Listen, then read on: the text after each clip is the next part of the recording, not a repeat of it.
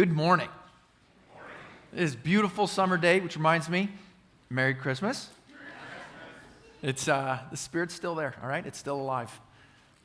You ever started a conversation that you weren't supposed to start? There's been a number of times I've been at a gathering and I've said something, I've brought up, oh, what about this, or how's that? And eyes will look at me, and then they'll get real big. And it's like people are screaming with their eyes to like, stop, you know? And if you have a spouse, you kind of get used to like the jaw clench, where they're like trying to close your mouth for you. You know, there's this one time that Caitlin said I'm not allowed to talk about. So you're going to take my word for it. But it's happened to me once or twice. This passage this morning kind of brings up something that feels like we're not supposed to talk about. It kind of floats this thing in our faces a little bit that we somewhat avoid. And it's because even though a lot of us engage in it, we kind of excuse it. So this passage is going to ask us a question. The question that kind of lands on us: why do you need so much control? Why do you need so much control?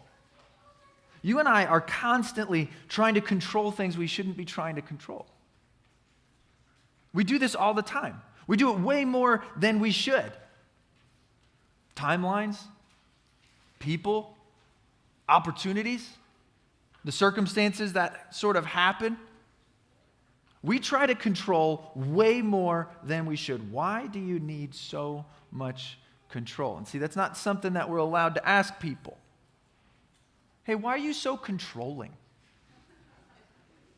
But it's a good question, isn't it?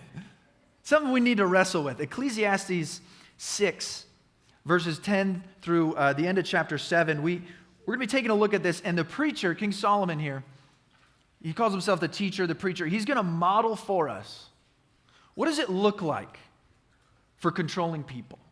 How does life go for them? And he shows us that really controlling people are going to end up ruining their own lives. That's what's going to happen. He's going to show us if you adopt this philosophy of this is how you're supposed to live, then at the end of the day, you're going to be sorry you did. See, we all have these philosophies of life. It's this idea where you look at the world and you make correct observations. This is how the world works. And so then you draw a conclusion. Well, then this is how I will work in the world. Now, some philosophies are better than others. Some are altogether bad. Some have limited success. And as you'll see, this one has limited success. The philosophy is broken. Look at verse 10 of chapter 6. We're going to take this in chunks this morning, kind of hop around a little, but we can follow his thought. In verse 10 of chapter 6, he says this: whatever exists has already been named, and what humanity is has been known. No one can contend with someone who is stronger. The more the words, the less the meaning. And how does that profit anyone? For who knows what is good for a person in life during the few and meaningless days they pass through like a shadow? Who can tell them what will happen under the sun after they're gone? Now, the preacher does a couple things poorly, but one of the things he does really, really well is these observations. When he observes the world, he does pull true things from them. So here's this observation: you are stuck. You and I are both stuck. We're in a world where someone else is pulling the strings. You think you're big? There's somebody bigger. You think you're important? Somebody's coming later. You think you're going to do something? Somebody's come after you and redo it, undo it, do it better. There's a sense here where you are stuck in this system. It doesn't really matter. It doesn't necessarily matter. You think the impact you're going to try to have in this world is going to be important. He says, meaningless. That's the word that comes to mind. Meaningless. And then he kind of says this same thought a little bit deeper. Listen to this. If you jump down into chapter 7, verses 13 and 14, he says it this way: consider what God has done. Who can straighten out what he has made crooked? When times are good, be happy. When times are bad, consider this: God's made the one as well as the other. Therefore, no one can discover anything about their future. So here's this kind of sad realization he pulls. Someone's bigger than you who is pulling the strings. There are a lot of things happening in the world, and you can't control them. There's a lot of things happening in your life, and you can't control them. And so this is what happens. When we get a realization of that, it's going to oftentimes, the first thing, create a sense of anxiety within us. Create a sense of desperation. Once you recognize, oh no, I can't control this, it's not uncommon then to fall into this idea that, well, if I can't control what happens, then I'm helpless. And if I'm helpless and I can't do what I want to do, then I'm useless. And I guess that just means I should give up. And that's kind of what he does. Look at verse 1 in chapter 7. He says, a good name, talking about reputation, is better than fine perfume. And the day of death, better than the day of birth. It's better to go to a house of mourning than go to a house of feasting. For death is the destiny of everyone. The living should take this to heart. Frustration is better than laughter, because a sad face is good for the heart. The heart of the wise is in the house of mourning, but the heart of the fools is in the house of pleasure.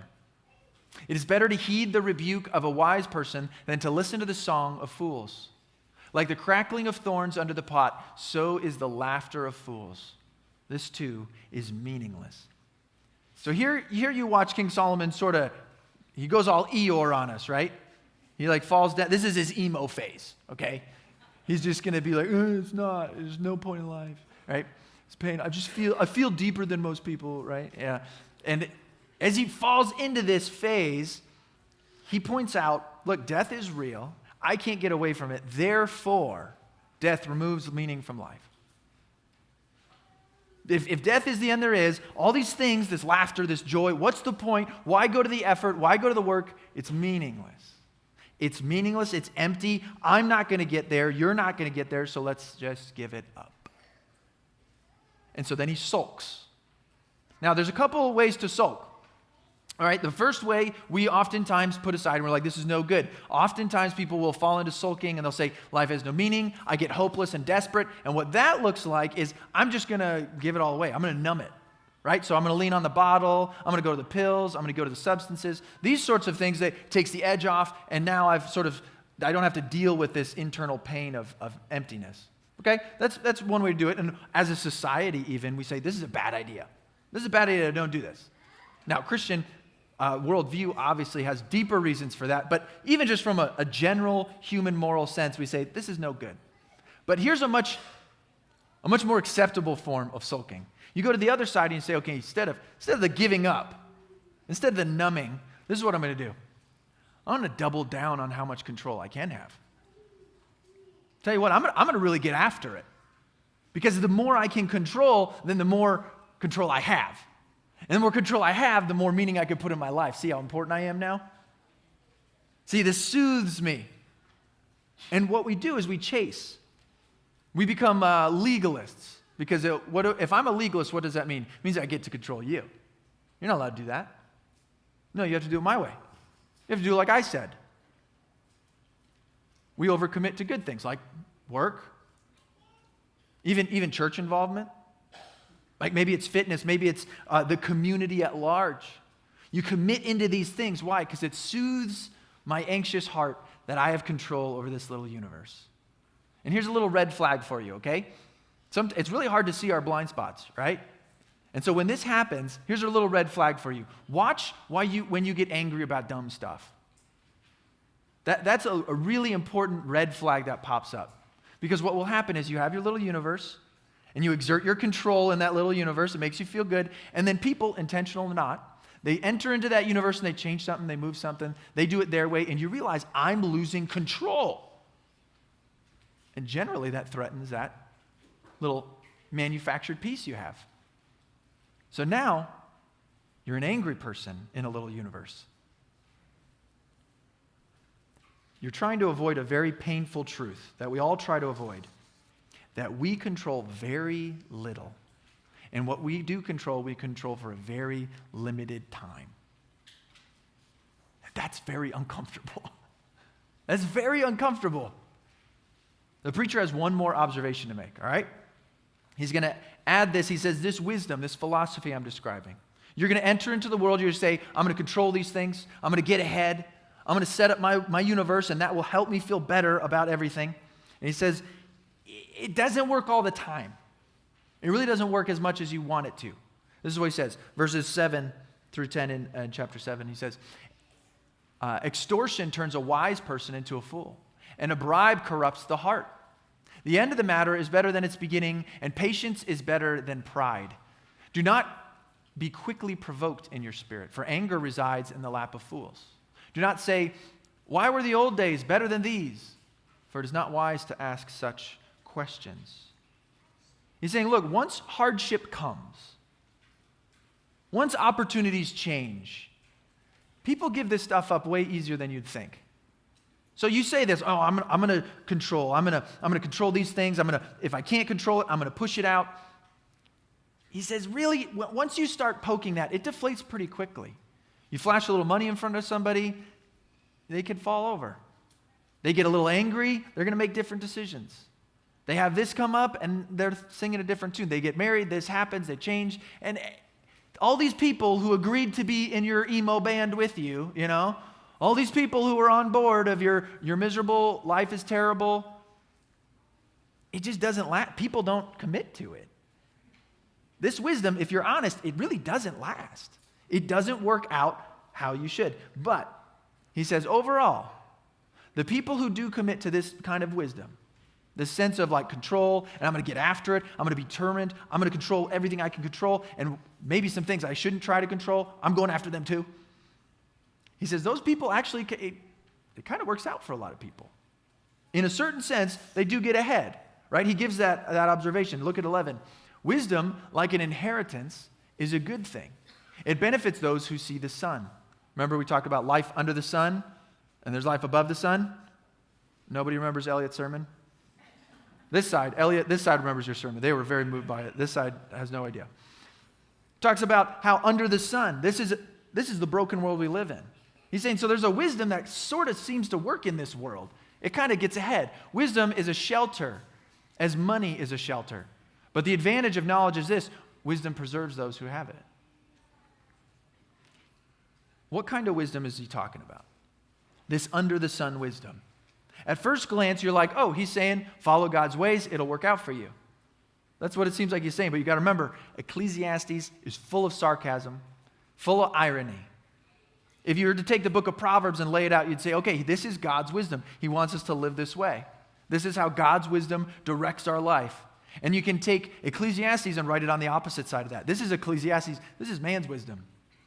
If you want to live according to man's wisdom, how far are you going to get in human wisdom? And he's saying, human wisdom, that's where we're at in Ecclesiastes. He says, look, there's some of this that kind of works. It can shelter you from some things. And I think it's kind of obvious. If you go take the best of the world has to offer, and you work real hard at it, and you give what you should, there's a good chance you're going to see some success, right? I mean, that's a pretty obvious truth. And not only that, it's a popular life path. Think about it this way. How many of your friends am I describing? Kind of party-ish in your 20s, right? Up through your 20s. Kind of get towards your 30s, and you're like, the hangovers aren't so fun.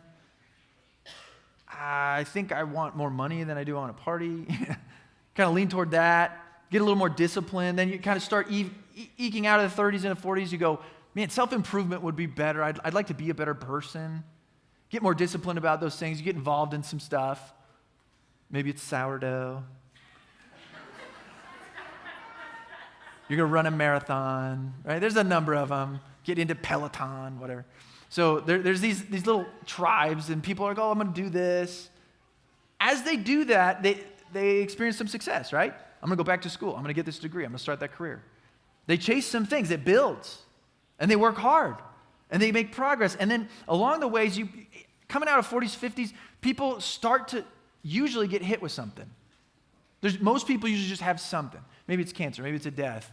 Maybe it's a goal and they got there and it was empty. But whatever it was, they've been pursuing this thing, and all of a sudden, there's somewhat of a crash because all this time they've been exerting control as their primary philosophy of life.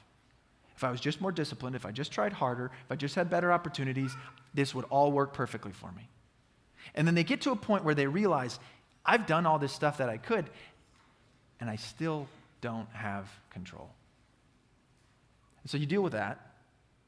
And then as you push on to those later years, 60s, 70s, 80s, there's usually just a consistent dealing with the fruit from all the trees that you planted throughout all those years. Might be sweet, might be bitter. But a lot of times, this is kind of a very popular life path people take. And most of that time, you're pretty well consumed with the idea that if I can control it, I can find rest in it. If I can control it, it'll give me rest. Well, he says it's true. People are going to chase this, and you're going to find limited success in there. But that success is limited. It just won't take you all the way where you want to go. Now, if you were to take that idea, let's really tear this apart, okay? The philosophy of control in life. He says, this is the argument you made. Let's follow it. I'm going to chase this down. I'm going to make you take this to the logical conclusion. And when we really look at control, what we're doing is we're tearing open the engine on this. You look down in there, and it's this conclusion that says, I think if I do what I'm supposed to do, God's going to give me what he's supposed to give me. That's the underlying conclusion of it all. That's what pushes this whole thing forward. You say, I put in the work, I put in the effort, I did what I was supposed to do, so that means I am owed this over here. Now, a big fancy word for that would be called retribution theology. Retribution theology. This idea that God owes me. I do what I do, he gives me what he gives me. That's the relationship we have. Now, let's be honest here for a second. You ever thought of your relationship that way? It's easy to fall into. All right, God, I'm going to do what I'm going to do, and that means you need to bless the other things that I do. I went to church, I did the thing, I checked the box, I'm walking the walk. That means you're supposed to give me what I get. We had an agreement. Pause on that. Maybe you don't think about yourself, but I bet you think about other people, right? There's the dirt bag, and they make it out on top somehow. And you're like, how did that happen? That's not right. God should have taken that from them. They did the wrong things. They should not be rewarded. Pause for a second. What is that playing in your head? God owes me. God owes them. God, whatever it is, that's the thing I'm entering into. That is a graceless view of God. And it is a cheap view of his holiness. The retribution theology that's deep underneath there, the preacher's going to attack specifically. He says, look, it doesn't work. The puppy just doesn't run. The motor's no good. It doesn't go anywhere. Look, verse 15, he says, in this meaningless life, he's talking about living that life of control. In this meaningless life of mine, I've seen both of these, the righteous perishing in their righteousness and the wicked living long in their wickedness. It doesn't work. It just doesn't work. He sees it. He knows it. You know it. You have seen good people who have died too young. And you've seen greedy, old, nasty people live forever, die, and then have their family tell a bunch of lies about how great they were. You've seen that. You've seen immoral people make it out on top, take advantage. And you've seen moral people get taken advantage and lose it. We've seen this, right? Like this idea of retribution, this idea of a philosophy where, no, if we do the right thing, I'm sure it'll work out perfect for us. It doesn't exist in the real world. It just isn't here. Not only that, the people who try to pull it off can't. Look at what he says in 19. Wisdom makes one wise person more powerful than 10 rulers in a city. So what he's saying there is he's connecting these metaphors. If you were to live this life of control, right, all that worldly success, let's say you did it perfectly. Let's say you were the most powerful guy. You still won't be righteous, which means God still doesn't owe you anything. Indeed, there is no one on earth who is righteous. No one who does what is right and never sins. Do not pay attention to every word people say, or you may hear your servant cursing you. For you know in your heart that many times you yourself have cursed others. He's saying, look, even if you did it, it wouldn't work. And you know in your heart, you're not pulling it off. And if you look close at your best friend's heart, they're not pulling it off either. You can't do it. They can't do it. It's not going to work. This idea of I can control enough because I'm good enough won't work. It doesn't go. So if you fail, then what does God owe you? You don't want to sign up for this deal anyway. So here you are. Broken world. Things are crazy. It's out of your control. And you're realizing, oh no, I don't have a way to deal with this. So what do? Well, he gives us a plan B. You ready for this? Verses 16 through 18, he says, do not be over-righteous, neither be over-wise. Why destroy yourselves? Do not be over-wicked, and do not be a fool. Why die before your time? It's good to grasp the one and not let go of the other. Whoever fears God will avoid all extremes. This is kind of the verbiage here is kind of hard, but what he's saying is, look, you don't want to be one of those hoity-toity people, all right? And you also kind of don't want to slum it. So here's what we're going to do. Let's just split the middle, all right? Let's hedge our bets. So we can party super hard. We'll blur the lines on some morality stuff on Saturday, but if you go to church on Sunday, we can play both sides, right? So we're going to be super greedy, and we'll cut corners, we'll rip people off. Okay, but we'll give to some charities. And you get this sort of baptized morality, this sort of like self-living, but I'm going to control everything. I'm really going to pursue this control because then my universe is good. I'm going to do that. But you know what? I'll give a couple bucks. I'll appease I'll pay the piper a little bit. And that way, when he comes to pick teams, maybe I can eke it out. Here to be fair to this, it's pretty logical, right? Not only that, I know a lot of people who live this life. I know a lot of people who do this. And they're not bad people. Like, they're not intentionally trying to be deceptive. But it's just this sense that makes the world go. I got to get ahead, don't I? I got to look out for me.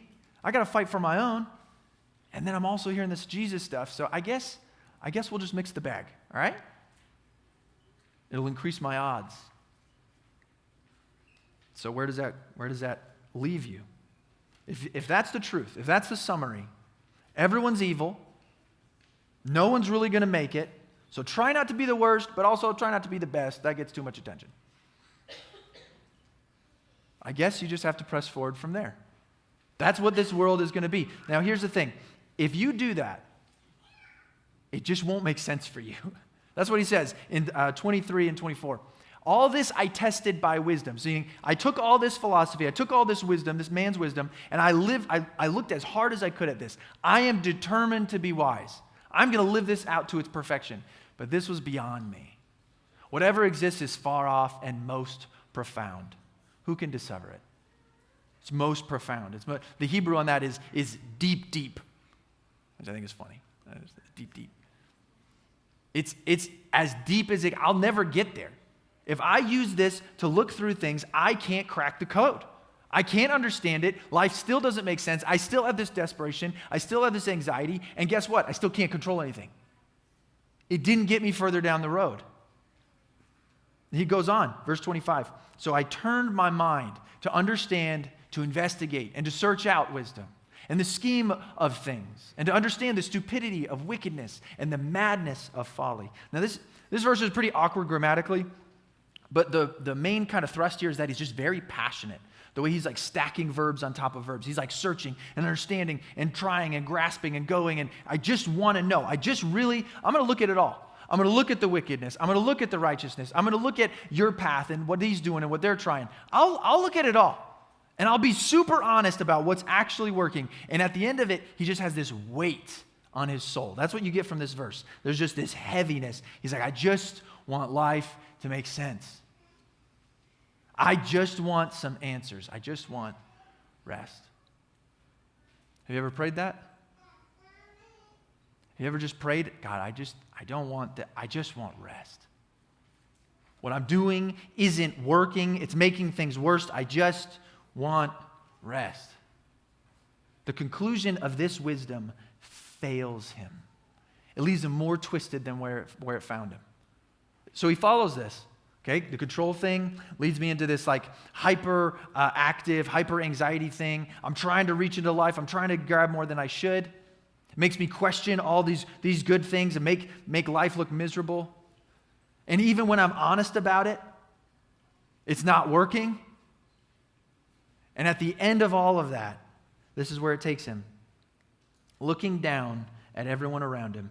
Verse 26, I find more bitter than death the woman who is a snare, whose heart is a trap, whose hands are chained.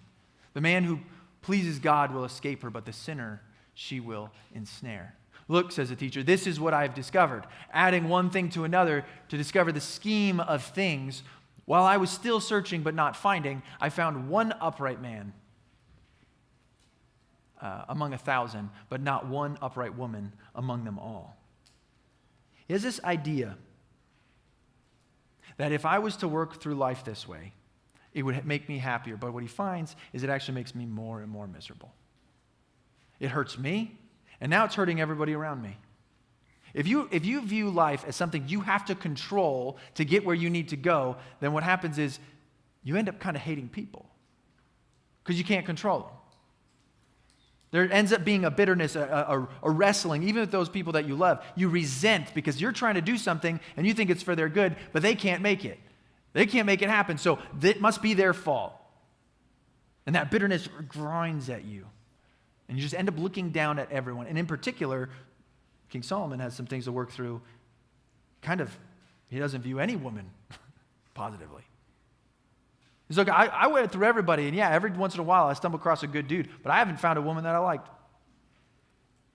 He's got these issues that now he's looking down at everybody going, you're all the problem.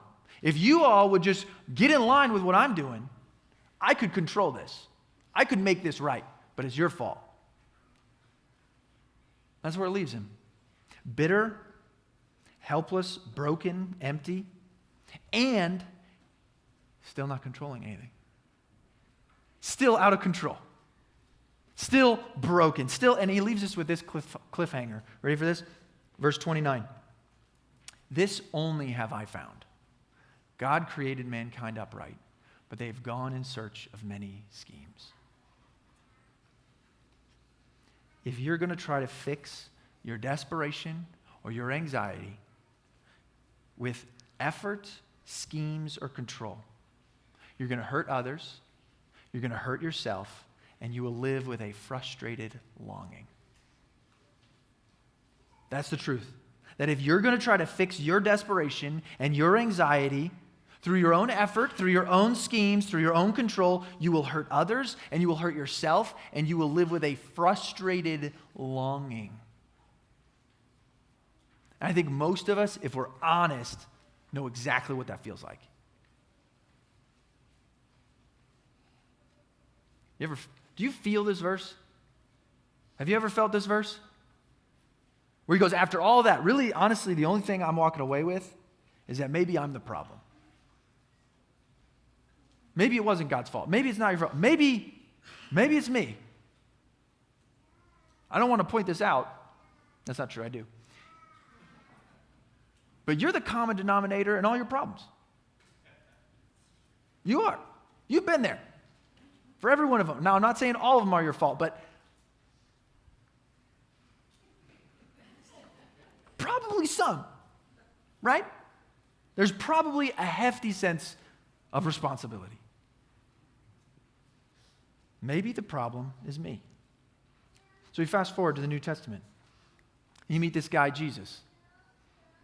He comes down, he says that he's fully man, fully human, but yet he's fully God. That's new. That is new for what we've been dealing with. Not only that, he lives a life to perfection. Like there's nothing wrong with it. That is also new. Then he steps up and he says, I'm actually going to be sacrificed for you. Like you have a death penalty on your head. I'm going to step into that. That's also new. And then one of the newest things happens. God raises him from the dead after paying for that death penalty.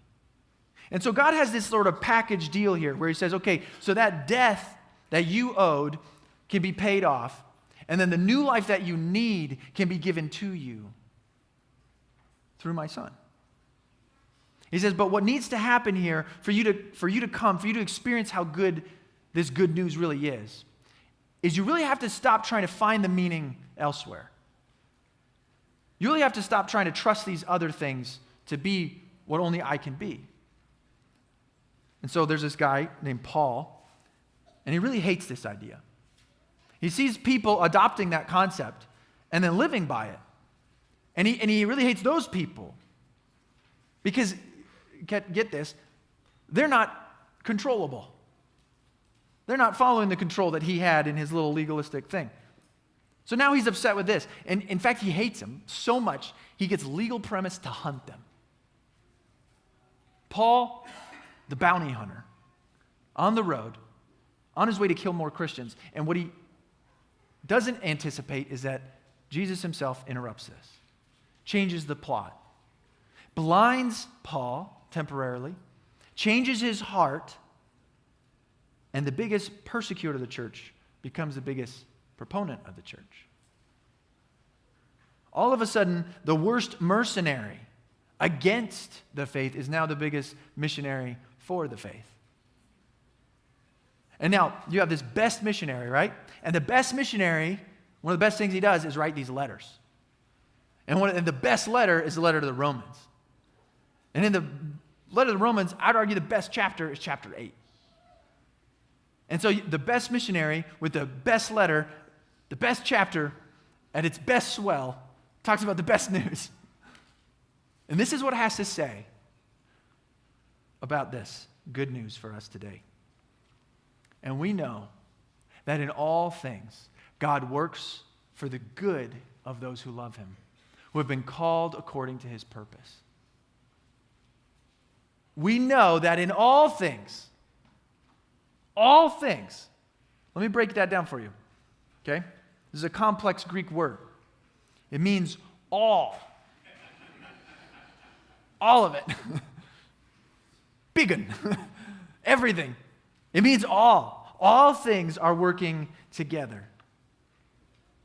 Let that sink in for a minute. Because again, rewind all the way back. The preacher makes good observations. He said, look, none of this is under your control. But then he spiraled. So let's take that observation, and that is true. None of this is under your control. But imagine if you could rest because of the goodness of the one who's controlling it. Imagine what life would be like if your search and your doubt and your grasping was replaced by this trust that says, look, the God who knows me, who loves me, who cares for me, is at work here. See, the gospel invitation really is an invitation to entrust our life to a good God who's in control of everything. In control of everything. Might be helpful to define sin for a moment. Sometimes a helpful way to look at sin is to define it as when I don't trust God. When I don't trust God, when I walk in faithlessness, I don't trust him enough to provide for me.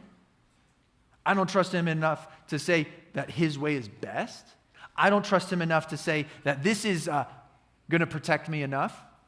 I don't trust him enough to take that risk. And that's sin. To walk in faithlessness is sin. So what do? We hedge our bets. Yeah, I know that would be good, but if I also did a little bit of this, it might spread the risk across a couple things. We try to control what we have no business trying to control, and at best, we get frustrated. But if we're honest, most of us blow right past frustrated, and we just dump ourselves right into anxiety and further desperation. We try to control what we can't, we won't, and so this little thing unfolds where we worry, and then we stress, and then we get frustrated, and that usually turns to despair, and then anger, and then out of that anger we manipulate, and we become schemers, just like the preacher said. This morning, you need to ask God to increase your faith. You need to ask God to increase your faith, to believe that out of your control doesn't mean out of control. Just because it's out of your control does not mean that it is out of control, because that's the excuse, isn't it? Well, if I don't do it, then it's going to go this way, that way, and the other. Well, if I don't jump in, then it's going to go this way, and that, and the other. Well, if I don't have control over it, it's going to fail, and it's going to be I better involve myself, because if it's out of my control, for sure it's out of control. And that is not true. Just because it's out of your control does not mean that it is out of control, because when it's out of your hands, it's still in God's.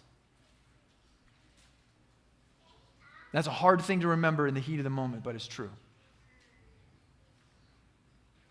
I want you to think of life with like two circles, all right? Life kind of has these two circles, and the first, what we call the circle of responsibility. These are things that God's entrusted to you and gave you control and influence over, things like your time, your money, your effort. But life is much bigger than just what we control. In fact, that's a very small part. I'd make it smaller, but I wanted you to be able to read what it said. It's a very small circle. Outside of that, we have an extremely large circle called the circle of concern. These are things that we care about, that actually impact us, that we want good things for, that we're concerned about, but we do not control. And it's actually kind of startling to think about how much is in that circle and not in the other. You start to think about good things, and you say, I want to control that. And so you pursue it, but what happens when you reach outside your circle of responsibility and try to control things in your circle of concern is anxiety. It's emptiness, it's despair. There's a lot of things that we want to do well, like raising your children. You say, I want my kids to follow Jesus. I want them to be good people. I want to instill these certain ethics in them and do this way. And that's great. And there's a lot in your circle of responsibility that you can do. The way you live, the things you prioritize, the conversations you have, the authenticity of your faith. Those are things you can control. But what you can't control is what they actually believe. You can't control their hearts. What actually you can control is a lot smaller. You say, well, I want this for my marriage, and I want this for our relationship, and so I'm going to do these things. And you can control what you can do, but you can't control what they do. You say, I want to put in all the work on my business or in the field. I'm going to put it out there, but you can't control the weather. And so you can do everything right, and that circle of concern may just laugh at you. We don't have all that much control. You can only control what you can control, and you can't control what you can't control. This is like, man, we pay you for this. Like, we try to control good things, but we can only control our effort. We cannot control the outcomes. There's certain things you reach for that you just will not be able to get. You can't control hearts. You can't control weather. You can't control circumstances. You can't control people. It won't work. The good news, though, is still good. That all things are being worked for the good of those who love Jesus. All things are being worked for those. Now, let me break that down a little bit. All things. All things. All things are on a God-honoring, you-benefiting trajectory. Do you believe that? That all things are going to be a benefit to you, that there will be one day where you say, Father, I did not understand it. I had no idea, but I am so thankful you chose what you chose for me. Do you believe that? Because when that moment happens, there's a amazing relaxation. It's in your fingers, right? You're like, I'm going to let this go. It wasn't mine to hold. I couldn't control it. I'm not sure why I thought I could, but I never could. This is a number of years ago. I was talking to my son. I said, I can't remember what we were talking about, but he wanted to go do something. I said, no, we can't do that. He's very upset, and he's just a little guy. And I was like, man, we just can't do this, and I can't explain. You're not going to understand what I'm saying, but we can't do this. And he goes off, and he's in the hallway, and he's upset. So he's down on the ground, and I kneel down. I said, you know that Dad loves you. Yeah, I know Dad loves me. You know that I take care of you. Yeah, I know you take care of me. You know that I'll give you what you need, and I won't give you things that hurt you. Yeah, I know that. So you know that I love you, and I'll care for you. I can't explain this to you right now, but I need you to trust me. And I feel like we live in that moment with God very often. I know you want things to go a certain way, and I'm not going to explain this to you right now because you won't understand, but they're not going to go that way. I know you wish it was different. I know you wanted things to happen this way. They're not going to. And here's what happens is at the end of that interaction, I know my son's day is going to go one of two ways. That he could get up from that interaction and he could go down the hall to his room and he could think, Dad is mean. He does not care. He is holding out. I'm going to have to do this myself. Or he can go down the hallway into his room and say, I wish it was different, but I know my dad loves me. And those two outcomes are going to have very different days. Listen, out of your control doesn't mean out of control. So rest in the God who is. Rest in the God who is in control. Because if you learn to do that, you can fight this big lie. This lie that, no, if you can control, you can have rest. And it's not true. It's not a true thing. The rest isn't in control. Rest is in Christ. That I wouldn't have been able to earn it. I wouldn't have been able to figure it out. If I was given control and responsibility of everything, I would still be damned. I need a Savior. I need someone who's going to do this for me. I need someone who's going to help me. Will you trust God with the outcome? That's the wrestle. That's the moment. Will you trust him with the outcome? Because an all-good God, an all-powerful God, an all-present God who loves you, who knows you and cares for you, is trustworthy. He's trustworthy. And listen, you are exactly where you need to be to learn to trust. Did you know that? That God put you right here, right exactly where you are, so you would be challenged to trust him today. That's the reality of it. Because when you learn to trust, you begin to understand and rest in things that didn't necessarily mean anything before. You can rest in these deep truths, like he foreknew you. Before you had a chance, he chose you. He said, this is how I want you to be. This is who I want you to be. This is the path I want you to take. He predestined that you would walk the path you walk to come to him. He called you. He saved you in Jesus. He justified you. And he says, in these things, I will raise you up and you will be fully known and you will know what it's like to have a world healed. A perfect existence with him. That's the hope. And you say, I can trust this. I can rest in this. So here's the challenge. Rest. To rest. And it comes from trusting. That's what a relationship with an all-perfect, all-holy, all-merciful, all-kind, all-knowing, all-powerful God is rest. That undoes the desperation and the anxiety that we've been wrestling with our whole lives. Out of your control doesn't mean out of control. So rest in the God who is.